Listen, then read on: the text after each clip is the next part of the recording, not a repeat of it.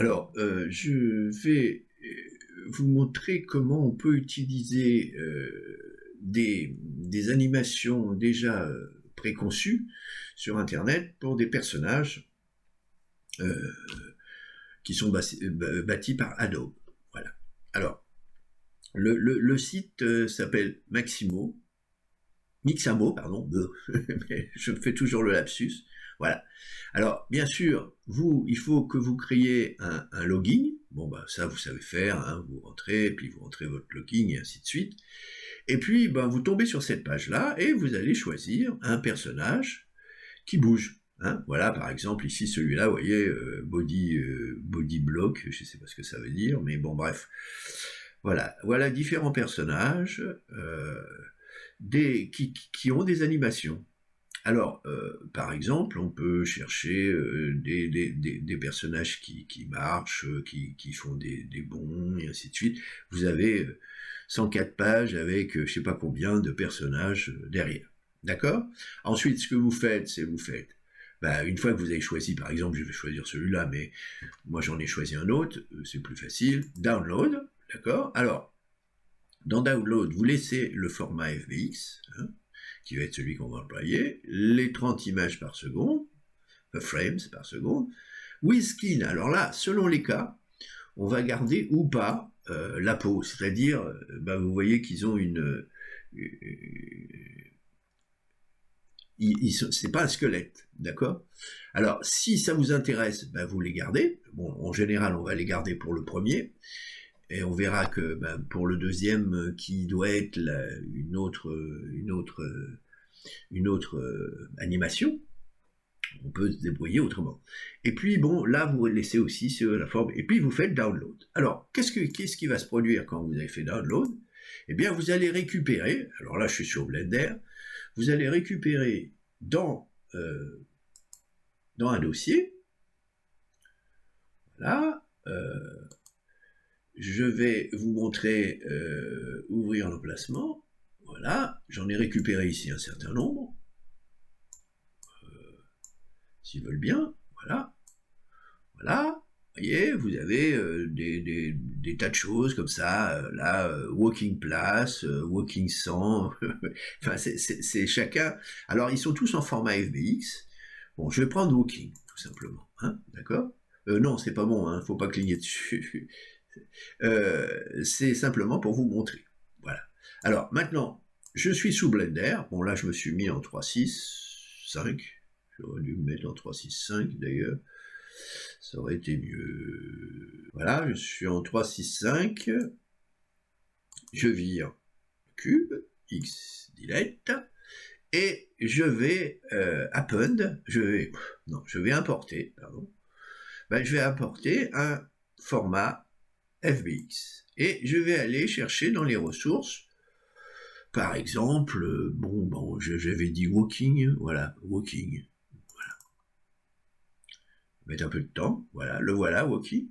Alors si maintenant je vais dans la timeline et que vous voyez, il marche, d'accord ? Alors, nous, ce qui nous intéresse, maintenant qu'on a ce petit bonhomme, alors vous voyez qu'ici, vous avez la peau, la skin, hein, c'est ça, hein, le skin, et l'armature qui est au travers. Alors, si je regarde un peu dans le détail, CH6 de mes souvenirs, voilà, c'est la peau, d'accord ? Et en dessous, c'est l'armature, d'accord ? Alors, si vous cliquez sur l'armature, et maintenant, on va aller voir, on va essayer de rendre ce mouvement cyclique. Alors, pour faire ça, on va utiliser une méthode qui consiste d'abord à sélectionner l'armature et de vérifier qu'on a bien les keyframes, enfin, les petits spots qui sont ici, indiquent les keyframes qui ont été enregistrés pour les os du squelette.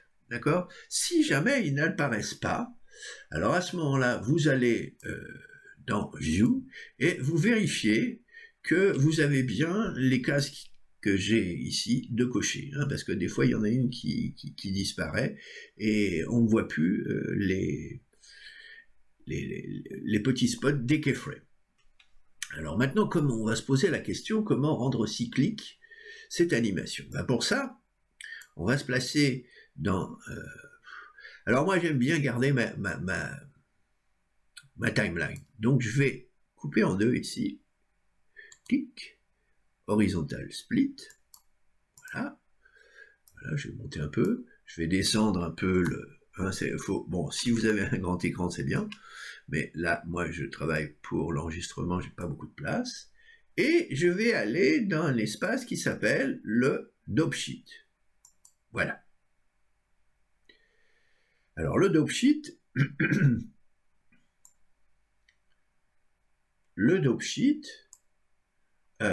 je vais m'arranger pour dire à la machine que je veux que le mouvement soit cyclique. Alors pour ça, j'ai mon armature, n'oubliez pas qu'il doit être sélectionné, et ici dans le dope sheet, je vais sur Channel, et je vais sur Extrapolation Mode, et je fais Make Cyclic.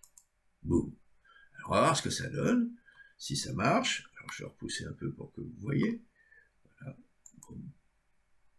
Alors vous voyez, à la différence de tout à l'heure, ça ne s'arrête plus lorsque le curseur défile. Mais ça revient toujours à la même place. Alors, maintenant, comment faire pour que, justement, il se déplace? Alors pour ça, on va repasser dans un autre espace qu'on appelle le Graph Editor. Alors qu'est-ce que c'est le Graph Editor? Eh bien, le Graph Editor, il représente en gros toutes les... comment ça s'appelle? Les variations des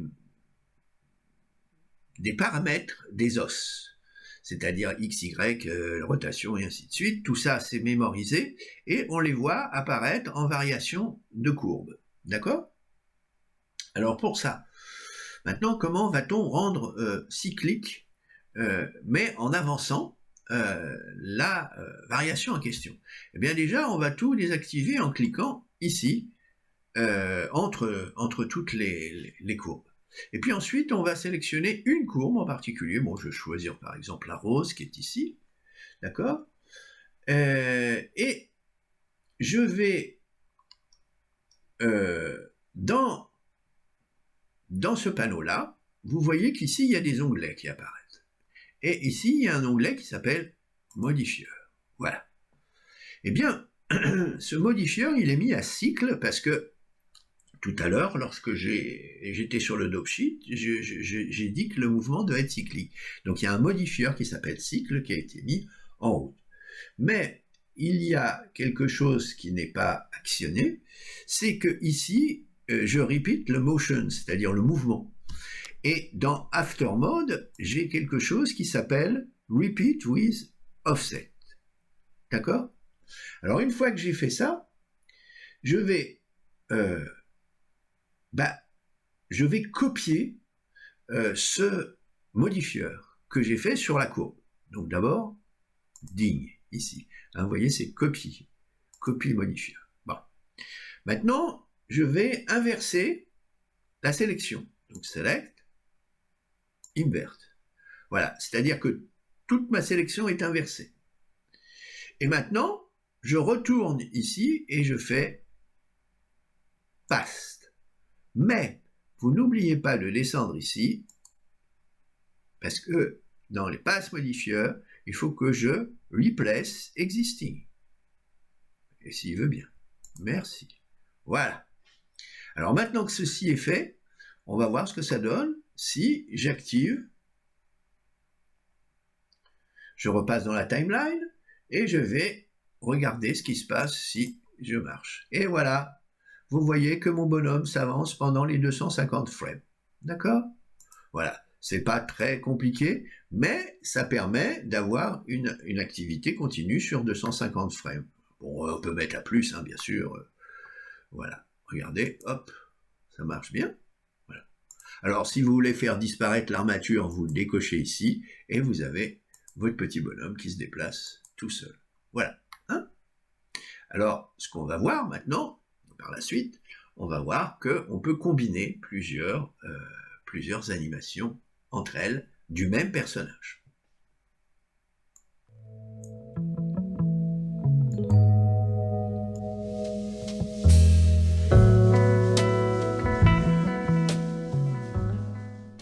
Alors, on va commencer par télécharger deux personnages. Un qui se relève, comme ceci. Alors, celui-là, on va donc avec sa peau, with the skin, c'est-à-dire avec son enveloppe extérieure. On laisse tout le reste. On le charge.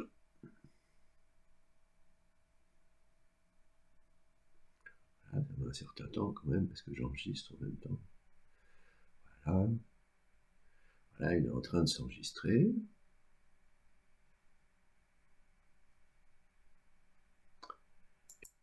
Dans un deuxième temps, on va chercher ce personnage qui est Walking.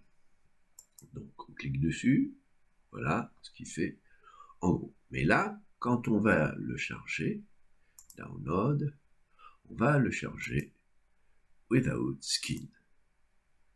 Download. Alors vous allez voir pourquoi.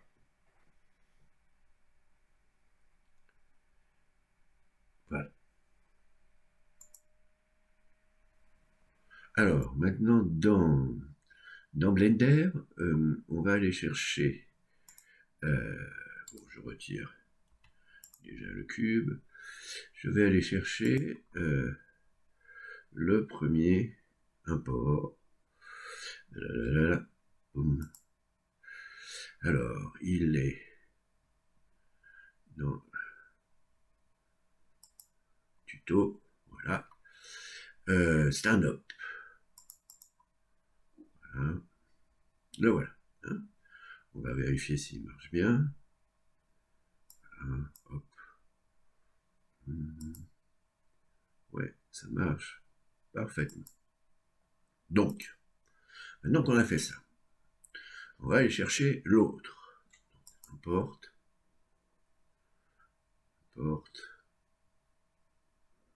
X. Walking.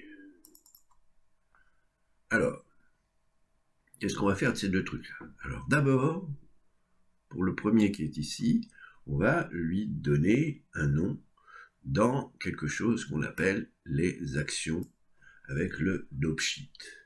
Donc, je vais ici dans le dopesheet, je trouve pas, voilà. Ok. Action éditeur. Et là, je vais changer le nom pour le conserver, c'est-à-dire, ça, je vais faire relève. Bon, je donne un nom comme ça. Bon, voilà. Et là, il va être conservé dans le fichier Blender. D'accord?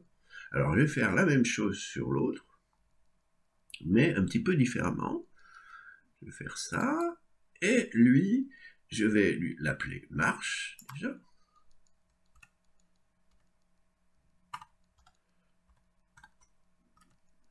Et ce que je peux faire, c'est supprimer l'armature. X, delete.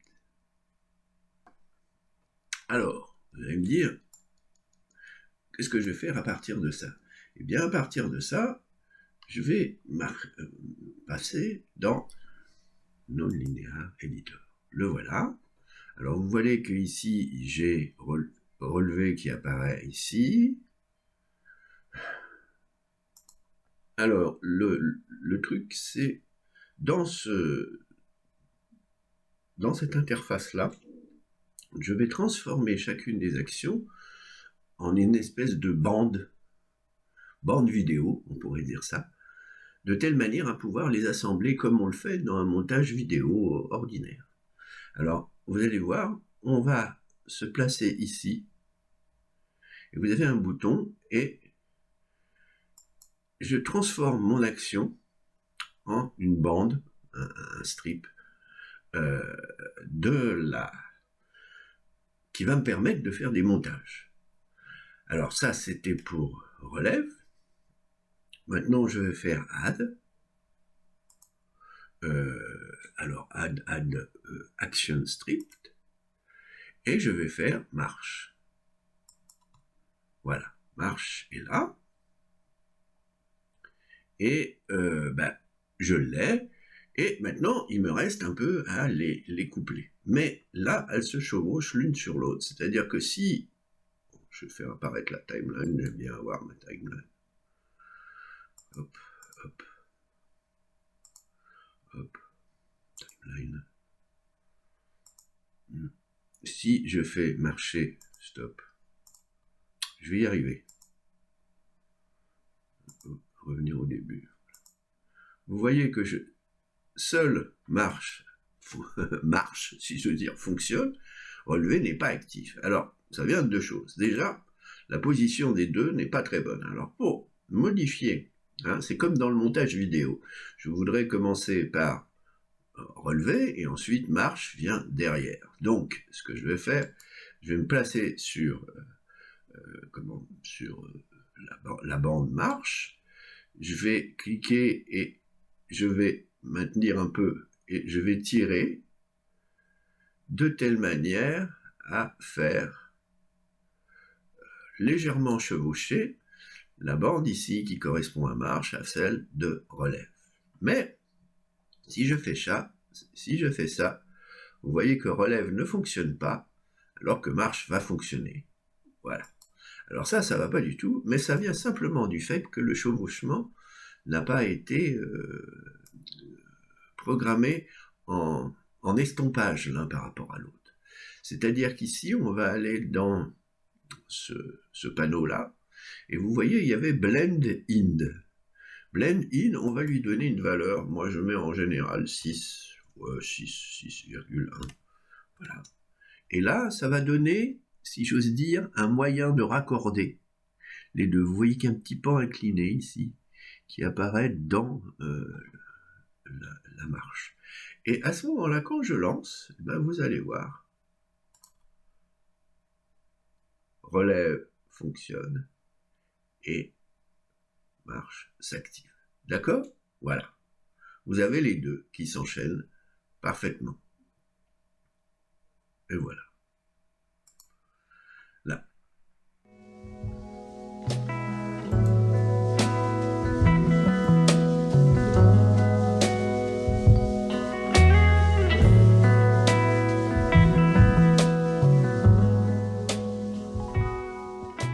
Alors, pour finir, j'aimerais voir un petit peu avec vous comment on peut habiller d'une manière un peu personnelle un personnage, lui changer la tête, et ainsi de suite. Alors moi, je vais vous montrer un exemple de ce que j'ai fait. J'avais un travail à faire sur des personnages dont le corps est humain, mais la tête est celle d'un animal. Alors là, j'ai pris comme exemple une tête de lapin low poly que j'ai créée. Voilà, ma tête de lapin.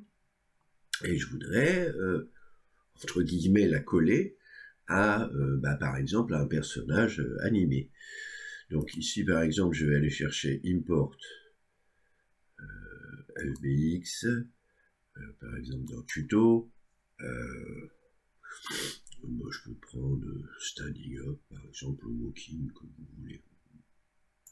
Voilà, par exemple, Walking. Ah non, oui, c'est vrai, il n'y a pas le squelette dans Walking. Donc on va prendre Standing Up. Import FBX Standing Up. Voilà. Alors, voilà notre personnage, Standing Up. On va faire disparaître l'armature. Et on va s'en occuper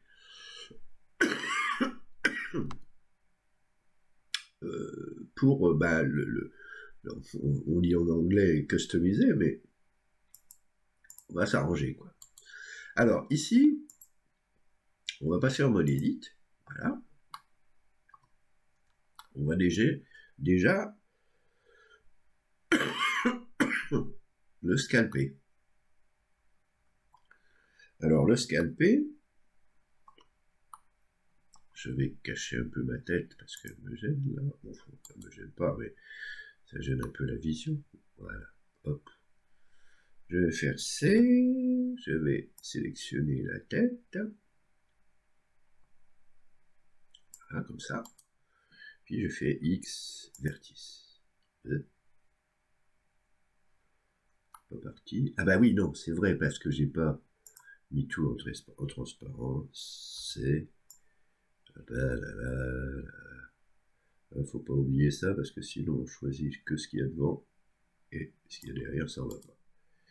X, vertice. Voilà, cette fois, ça marche. Donc, notre petit personnage, il a plus de tête. Alors, il va falloir, bien sûr, on va remettre un peu la vision normale. Merci. Voilà. On va essayer de placer la tête et la mettre à l'échelle là où il faut. Hop. Alors, on va regarder un peu ce que ça donne. Oui, on n'est pas du tout au bon endroit. Voilà. Je n'aime pas. C'est pas vrai.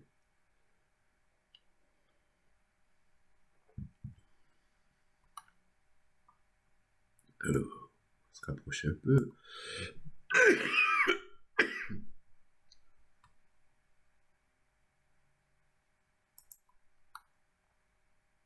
Peut-être l'avancer un peu.